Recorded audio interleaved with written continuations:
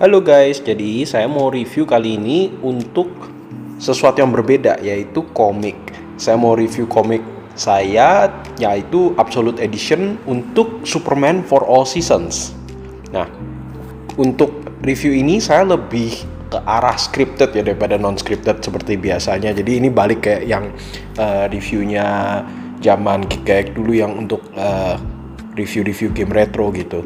Karena saya merasa saya lebih bisa menyampaikan review ini kalau saya scripted, jadi nggak saya ngomong ini itu nanti melebar kemana-mana. Oke, anyway, enjoy reviewnya. Jadi yang pertama saya mau bicarakan itu soal Jeph Loeb, penulis dari Superman for All Seasons. Jadi orang tuh kan punya pendapat yang berbeda-beda soal Jeph Loeb ini.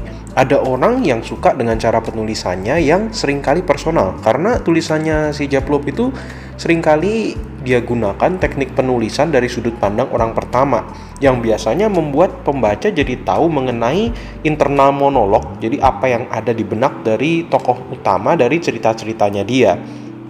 Tapi di sisi lain banyak juga yang nggak suka dengan gaya penulisan Jeph Loeb yang kualitasnya memang bisa dibilang tuh inkonsisten. Jeph Loeb itu terutama buat saya memiliki kelemahan besar kalau dia harus mengambil alih cerita dari penulis lain, karena dia suka banget tuh mengacak-acak cerita dan tatanan yang sudah dibangun dari penulis yang sebelumnya.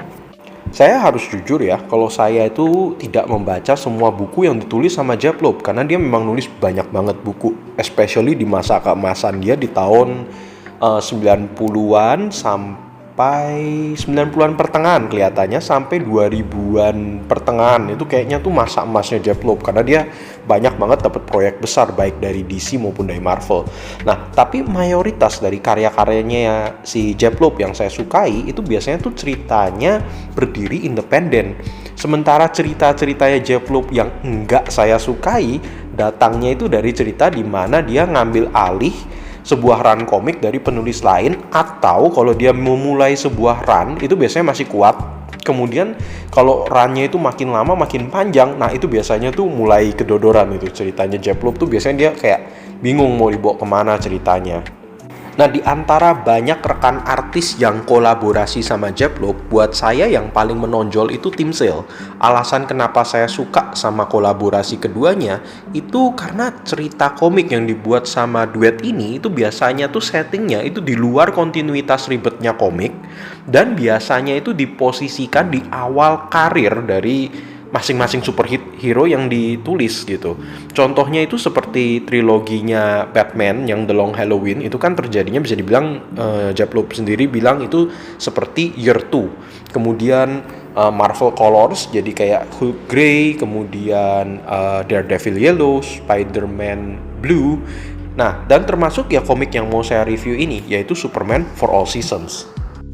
Superman for All Seasons ini ditulisnya tuh di tahun 1998, tahun di antara Loeb sama Sale tuh menggarap The Long Halloween dan Dark Victory. Secara kronologi sendiri, Superman for All Seasons ini unik. Kenapa? Karena dia ada di awal karirnya Clark Kent sebagai Superman. Loh, kenapa saya bisa bilang unik? Karena setelah Crisis on Infinite Earth, sebenarnya origin Superman ini sendiri tuh udah ditulis sama John Byrne dalam run-nya Man of Steel. Berarti Jeph Loeb nggak bisa menulis ini tuh sebagai kisah originnya Superman lagi. Dan memang kalau kalian cek secara lebih detail di sejarah komiknya DC yang diakui DC sendiri itu sebagai kisah origin Superman itu pasca Crisis on Infinite Earth itu cuma ada 3. Yang pertama itu Man of Steel dari John Byrne, yang kedua Superman Birthright, itu collab-nya Mark Waid sama Leinil Yu. Terus yang terakhir Superman Secret Origins ya Geoff Johns sama Gary Frank. Nah, jadi gimana posisinya dari Superman for All Seasons ini sendiri? Keunikan dari Superman for All Seasons ini tuh cara penceritaannya. Dari judulnya mungkin kalian tuh bisa menebak ya bahwa ini tuh cerita yang ditulis dalam format 4 musim. Musim semi sampai musim dingin. Dan setiap musim itu memiliki narator yang berbeda-beda. Seperti yang saya bilang tadi kan di awal video ya, Japlope itu suka mengambil format narasi dari sudut pandang orang pertama. Itu untuk memberikan kedekatan antara pembaca sama karyanya dia. Tapi uniknya, semua narator di dalam kisah ini bukan si Clark Kent atau Superman itu, tapi orang-orang yang penting di dalam kehidupannya, yang melihat sosok Superman. Jadi, ada rasa personal yang diaplikasikan sama Loeb melalui sudut pandang orang pertama, tapi juga ada rasa sedikit jauh gitu, karena ini cerita Superman, tapi bukan dari sudut pandangnya Superman. And you know what, I think that's a brilliant way dalam penulisannya si Loeb. Kalau dipikir-pikir kan inti dari Superman itu juga seperti itu.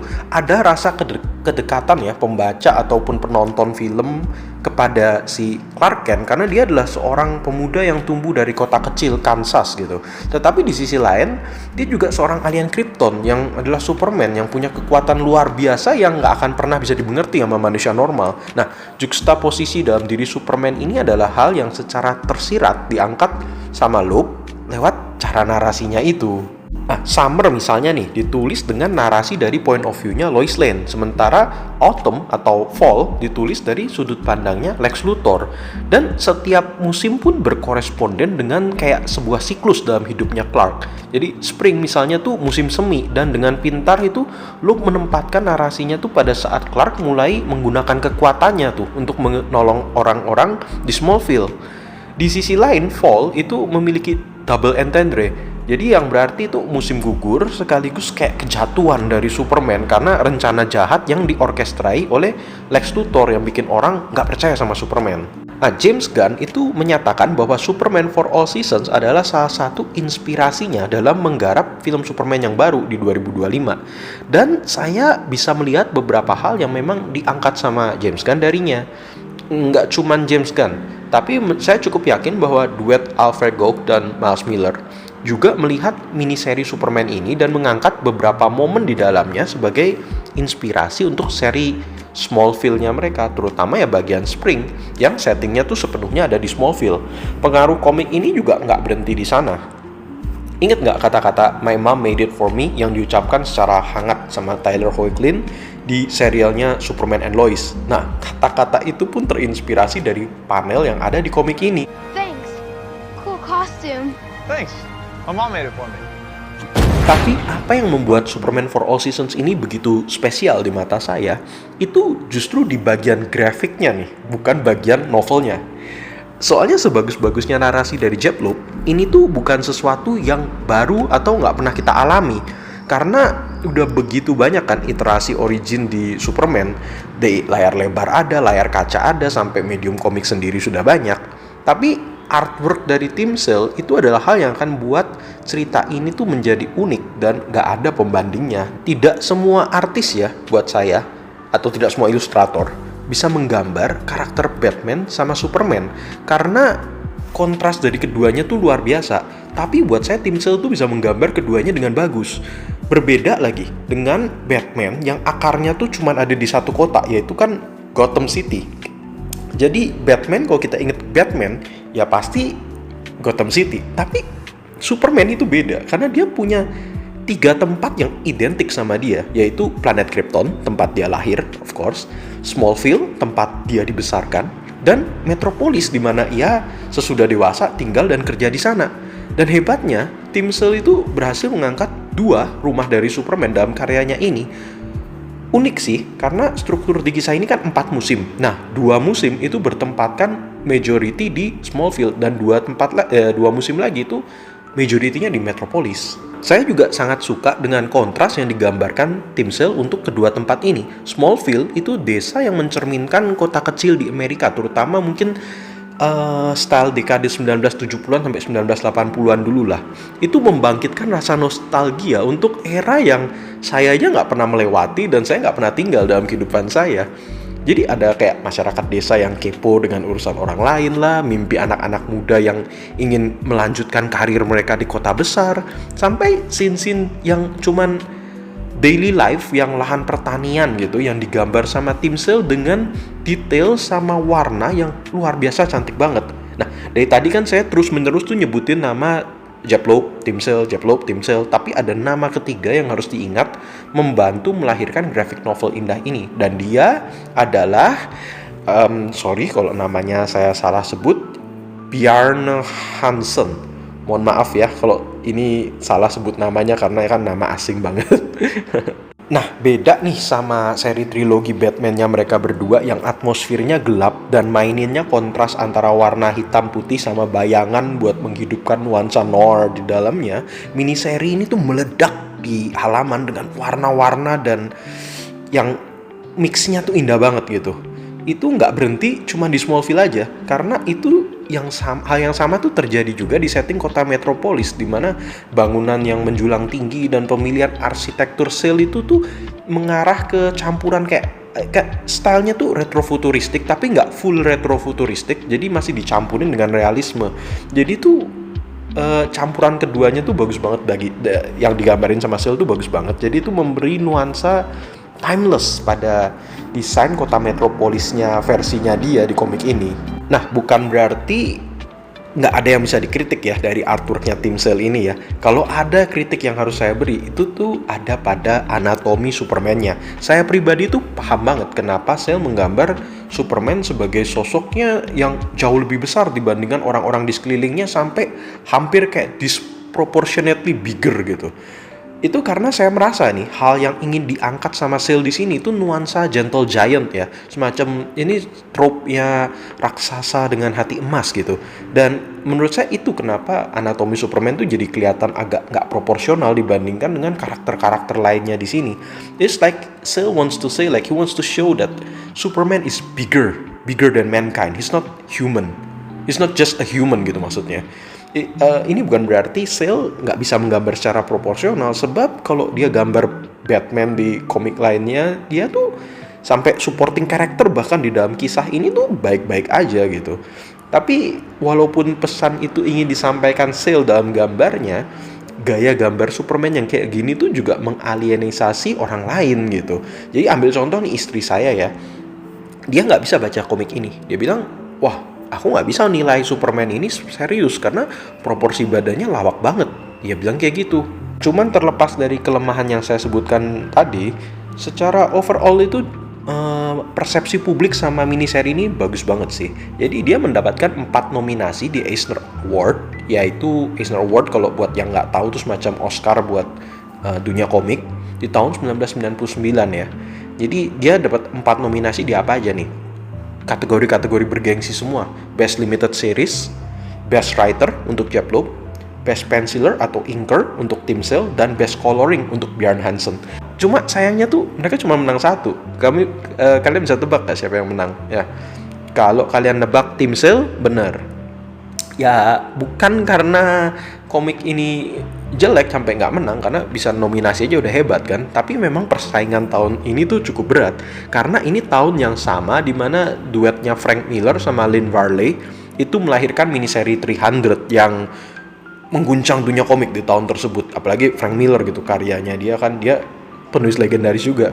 Cuman mungkin orang tuh nggak terlalu tahu komiknya 300 ya. Mungkin orang lebih kenal adaptasi film layar lebarnya oleh Zack Snyder di tahun 2006 dulu.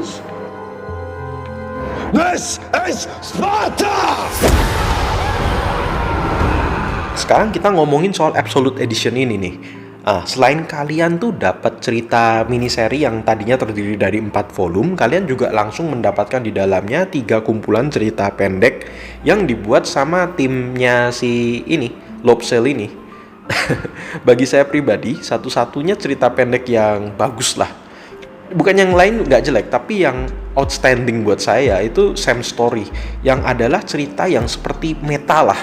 Jadi kayak reflecting real life dari Sam Loeb, anak dari Jeff Loeb yang meninggal kalau nggak salah karena kanker ya di tahun 2005 lalu. Bukan kelihatannya karena kanker, memang karena kanker. Apalagi kalau kalian udah baca Sam Story itu ceritanya. Itu menurut saya bagus sih. It's a very heartfelt and poignant story, dan itu dealing with grief and loss. Itu seperti buat saya itu seperti caranya Jeff Loeb berduka dengan cara dia sebagai seorang penulis komik gitu. Dia curain di tulisan itu, dan Tim Sale membantunya karena Tim Sale itu sahabatnya Jeff Loeb. Jadi mereka bikin itu cerita. It's it's beautiful dan mungkin kalian bisa coba baca sendiri. Di luar ketiga cerita tambahan itu, sisa halaman dari Absolute Edition ini kebanyakan sih diisi dengan skrip komik. Nah, kalau kalian tuh orang yang punya aspirasi menjadi penulis komik nih, atau sekedar ingin tahu bagaimana prosesnya tuh kalau orang udah nulis skrip komik dari tulisan berubah jadi gambar kayak gimana, nah mungkin ini akan jadi sesuatu yang menarik buat kalian baca. Nah, kalau enggak, ya saya rasa kalian nggak akan terlalu peduli halaman-halaman suplemen ini. Nah, tapi nggak hanya skrip nih yang ditulis sama Loeb aja nih. Ada juga halaman yang didedikasikan untuk menunjukkan transformasi artworknya Tim Sale dari format masih sketsa kasar, kemudian dibersihkan, diwarnain sama si Bjorn Hansen itu, kemudian sampai pada bentuk finalnya, bentuk jadinya. Sekali lagi, ini tuh materi suplemen yang menarik kalau kalian tuh tertarik dengan mau tahu gitu proses pembuatan komik step by stepnya di belakang layar gimana. Tapi ya kalau kalian cuma ingin menikmati cerita aja, ya materi ini mungkin bakalan langsung kayak lompati ya. Anggap aja ini kalau di dalam DVD atau Blu-ray zaman dulu gitu kan, ini tuh kayak behind the scene-nya gitu, supplemental materialnya. Jadi kalau bertanya mengenai apakah layak apa enggak kalian beli komik ini dalam format absolut, jawabannya ya kembali kepada kalian sendiri. Kalau menurut saya pribadi nih, coba aja baca komik ini dulu dalam versi digitalnya. Kalau kalian nggak suka sama ceritanya atau sama artworknya, buat apa dikoleksi? Nah, kalau kalian suka gimana? Ya, tanyakan lagi kepada diri kalian, mana yang kalian lebih sukain. Kok kalian lebih suka dengan cara penulisan ceritanya si Loeb aja ketimbang artworknya si Tim Sale?